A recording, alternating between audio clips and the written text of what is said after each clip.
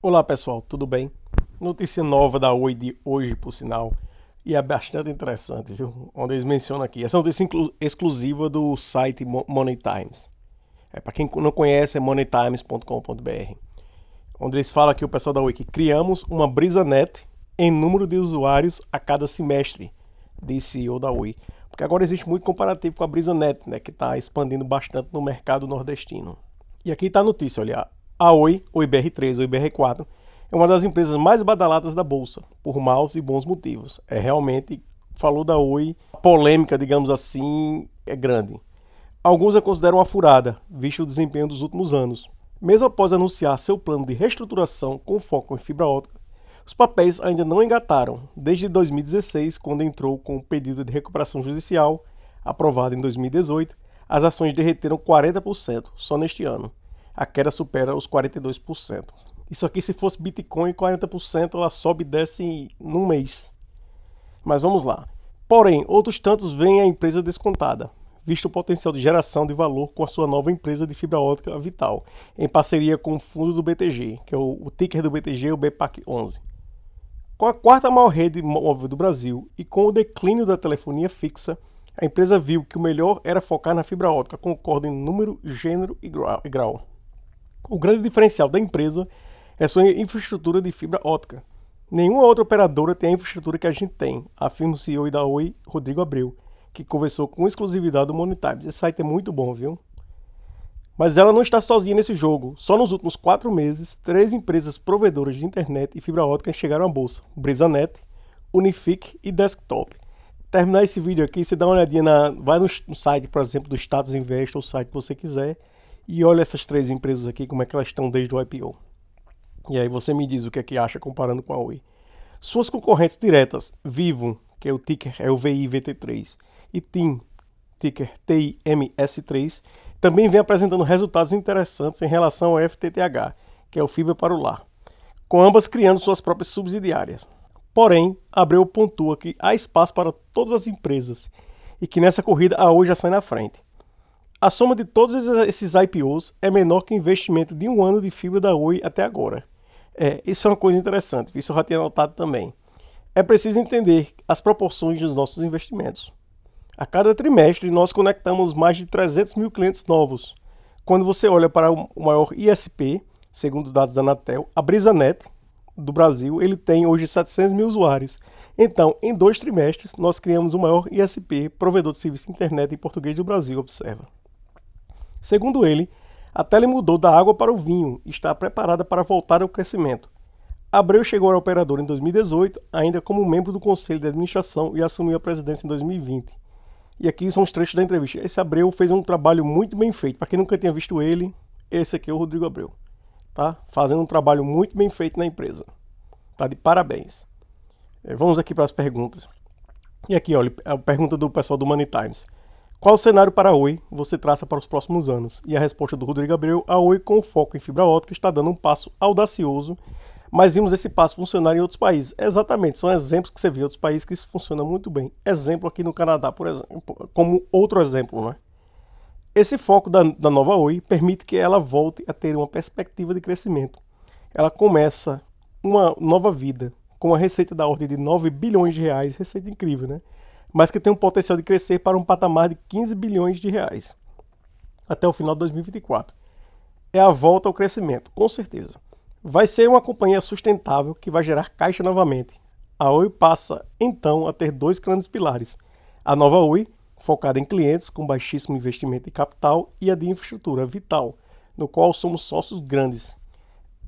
Normalmente, quando você tem essa parte aqui, que é uma parte que chama bastante atenção, focada em clientes e com baixíssimo investimento em capital. Essa parte de baixíssimo investimento em capital torna possível uma boa margem, né, a lucratividade mais rápida para a empresa. E aí o dinheiro que sobra no caixa da empresa, eles evidentemente vão investir em infraestrutura. Olhando para o futuro, esperamos continuar a crescer muito na fibra residencial, na fibra empresarial e corporativa. Começamos com uma dezena de milhares de usuários e vamos terminar esse ano com quase 4 milhões de usuários. Temos a intenção de nos tornarmos líderes de fibra no Brasil. E o plano da empresa é muito audacioso, né? E tem tudo para dar certo. É aquela história do foco. Quantas outras empresas vão estar fazendo, por exemplo, a Vivo, a TIM, estão entrando na parte de fibra, mas tem outras áreas também que vão ter que continuar investindo, né? Como a Móvel, por exemplo. E essa Oi não vai ter mais, vai poder focar exclusivamente nesse setor. A ideia é chegar a 9 milhões de usuários e com isso puxar a receita. A Oi também pretende explorar todas as áreas de receitas adjacentes ligadas à fibra. É o que chamamos de além da conectividade. Isso envolve serviços de conteúdo, marketplace, serviços com parceiros de educação, de saúde, de serviços financeiros, de logística e de atendimento ao cliente. Essa ideia eu acho muito interessante. Nós temos no grupo empresas que nos ajudam a fazer isso, como a Serede, com 20 mil técnicos espalhados pelo Brasil. Com isso, criamos uma rede de receitas que pode corresponder a 10% da receita total daqui a 3 anos. Também temos planos para diminuição de custos e aumento de eficiência, com a redução de tamanho. E, por fim, queremos resolver a concessão de telefonia fixa, que ainda tem muitas obrigações e custos que já não fazem sentido. Possuímos a obrigação de investir quase 200 milhões de reais em orelhão. Eu nem lembro mais quando eu vi um orelhão. Acho que a última vez que eu vi um orelhão é quando eu morei no Rio de Janeiro há muitos anos atrás. E a receita de orelhão é literalmente zero, há décadas. E aqui tem um questionamento, né? Quando a Oi voltará a pagar dividendos aos acionistas? E aí o CEO respondeu, Rodrigo, quando olhamos para a Vital, ela terá a característica de ser uma grande geradora de dividendos no futuro, porque é uma empresa de infraestrutura que gera um EBITDA muito alto. A ideia de qualquer empresa é ter geração de dividendos, mas no nosso caso, a geração está um pouco no futuro, ainda para pós 2024. Pelo menos já temos um horizonte. E aqui menciona que até lá estamos reequacionando a estrutura de capital. Não faria sentido pensar em geração de dividendos antes disso.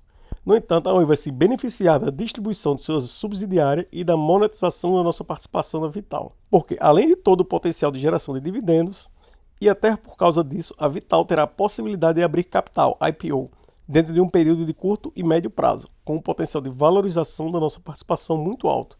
Porque é uma empresa que possui todas as características para isso. É uma companhia que tem previsibilidade futura, com certeza. A fibra não vai desaparecer. Muito pelo contrário, ela será cada vez mais necessária ao longo das próximas décadas. A Vital tem estabilidade de contratos com contratos de longo prazo e terá crescimento porque a demanda pela fibra será muito grande, com toda certeza. E aqui menciona que como ela é uma rede neutra, tem um potencial de utilização e monetização desses ativos muito maior. Possui todas as características para ser uma empresa com múltiplos atraentes com boa geração de dividendos. Essa parte de rede neutra é muito interessante. Se você ver, eu fiz até um vídeo ontem, se eu não me engano, sobre uma empresa americana na parte de torres de transmissão que tem um conceito parecido. Claro que a Oi é fibra e essa empresa é torre de transmissão, que é a American Tower Corporation. Aconselho para quem não assistiu dar uma olhada. E quando olhamos para a participação futura, essa participação é maior do que a dívida e o market cap somados. Dentro de alguns anos, a Oi passa a ser uma empresa com 15 bilhões de reais de receitas, com a capacidade de geração de EBITDA interessante para uma empresa puramente de serviços. E aqui ele pergunta também que logo após a Oi apresentar o seu plano de negócios até 2024, as ações da empresa tombaram cerca de 20%. Os investidores avaliaram que a alavancagem financeira veio bem acima do esperado, ou seja, que a empresa iria consumir mais caixa do que o imaginado. Você acha que a preocupação faz sentido? E aqui ele responde que talvez a grande diferença de interpretação do caso se dê porque, se você olhar só na equação da nova Oi, sem considerar a empresa de infraestrutura, é óbvio que seria uma preocupação. A nossa intenção é que a alavancagem da empresa esteja abaixo de 3 vezes em 2024, justamente pela possibilidade de monetização da participação na Vital, que certamente tem o potencial de contribuir em valorização para a Oi algo superior a 9 bilhões de reais comparado à nossa participação de partida. Se você ver, eu fiz um vídeo na época que o meu ponto de vista é exatamente esse. E dessa forma, nós conseguiríamos, via essa monetização, ou reduzir essa dívida, ou até mesmo eliminá-la completamente até 2024. Eliminá-la eu não acredito, mas que pode reduzir bastante, pode. A nossa intenção, divulgada no plano, é trazer uma companhia que possa ter uma alavancagem entre 2 vezes e 3 vezes até em 2024. Que eu acho que é possível. Essa monetização se dá porque não faria sentido vender integralmente a Vital, mesmo que isso nos possibilitasse uma alavancagem menor no início do período, porque nós estaríamos abrindo mão de 8 a 10 bilhões de reais ao longo dos 3 a 4 anos. Isso não faz sentido, mesmo tendo que suportar uma alavancagem mais alta. Estratégia perfeita. Essa talvez tenha sido a grande questão que os investidores que possuem a visão superficial da empresa precisam entender. Exatamente, é o pessoal com visão de curto prazo. Se olhar só para a operação, sem considerar a participação acionária da Vital, você está desconsiderando o maior ativo da companhia. E aqui menciona que nos últimos meses, 3 novas empresas de fibra óptica estrearam na bolsa, sendo que uma outra entrou com pedido para abrir capital. Como você avalia a chegada desses players? Aqui ele menciona que é óbvio que sabemos que a competição existe e vai continuar existindo. Porém, há espaço para vários competidores nesse mercado. Até porque ele vai se tornar muito grande. A população que o Brasil tem, a carência, não vai faltar mercado por muitos anos. Ele tem um ritmo de crescimento incrível hoje, e se nós olharmos para o que vai acontecer nos próximos 3 a 4 anos, certamente o crescimento da fibra vai fazer com que a maioria das conexões de banda larga de velocidade alta no Brasil sejam conexões de fibra. E aqui ele menciona mais outras partes, eu não vou ler tudo porque eu vou deixar para vocês darem uma olhada na matéria. Vou só olhar essa última aqui, que fala que em julho o CADE declarou que a venda das operações móveis da Oi era um processo complexo. E aqui pergunta, isso preocupa? E a resposta dele aqui, isso é um não evento. É óbvio que a operação seria considerada complexa, com certeza. O CADE declarou que isso não significa nenhum julgamento de valor. Essa é uma classificação técnica do CADE, pura e simplesmente. Já teve várias operações que foram consideradas complexas. E esse tipo de operação, alguém tinha dúvida que ia ser considerada complexa. O CADE possui 3 tipos de operação. Rito sumário, que é quando não existe nenhuma concentração competitiva. Rito ordinário, onde você tem que fazer verificações básicas. E o rito complexo, que é quando existe grande concentração no mercado. Rito complexo é uma classificação técnica. Isso aqui, porque muita gente não conhece e o pessoal não explica. Aí fala que é complexo e faz realmente esse alarde todo, não é? É aquela história do tempestade no copo d'água, mas é isso que dá notícia. E ele aqui explicou de forma muito coerente, tá perfeito. Minha opinião pessoal aqui, vamos dar uma olhadinha no valor da ação, como é que tá hoje. Só pra gente ter, aqui ó, o site do Status Invest, que é o que eu sempre falo para vocês. O IBR3, a maioria de vocês deve usar esse site, ele é muito bom. Tá aqui, olha, 0,98, uma certa queda hoje, 2%. Valorização 42% de queda no mês, continua caindo uns 2%, né?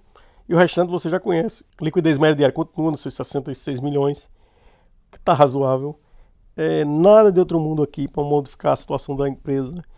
É ver agora, eu estou bastante curioso para ver o que vai vir nesse terceiro trimestre do ano com a Oi e a previsão, se ela continua com um ritmo acelerado de novos clientes na Infraco, né, na parte de fibra ótica agora, e ver como isso vai acontecer aí. Vamos ver, vamos esperar, vamos ver o que vai acontecer.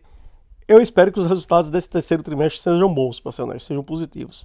Mas vamos aguardar, tá bem? É isso aí, pessoal. Lembrando, não é recomendação de compra ou venda. E também vou deixar o link na descrição do grupo de Telegram e do Discord do canal, tá bom? Obrigado, até mais.